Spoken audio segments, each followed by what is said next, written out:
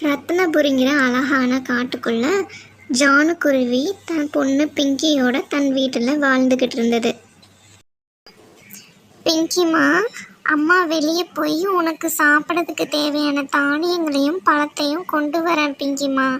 நீ அது வரைக்கும் எங்கேயும் வெளியே போகாமல் வீட்டுக்குள்ளே இருக்கணும்.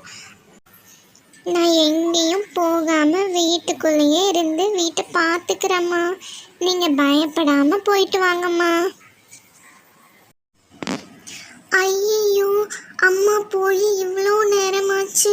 கொஞ்ச நேரத்தில் இருட்டாயிருமே. இப்போ என்ன பண்ணுறது? அம்மா இன்னும் வீட்டுக்கு வரவே இல்லை. ஐயோ, எனக்கு ரொம்ப பயமாக இருக்கு.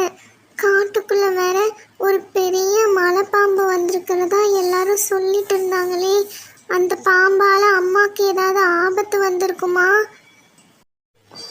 நம்ம காட்டுக்குள்ளே போய் தேடி பார்க்கலாமா? அம்மா வேற வீட்டை விட்டு வெளியவே போகக்கூடாதுன்னு சொல்லிட்டு போனாங்களே. ஆனால் வெளியே போகாமல் அம்மாவை எப்படி தேடி கண்டுபிடிக்க முடியும்?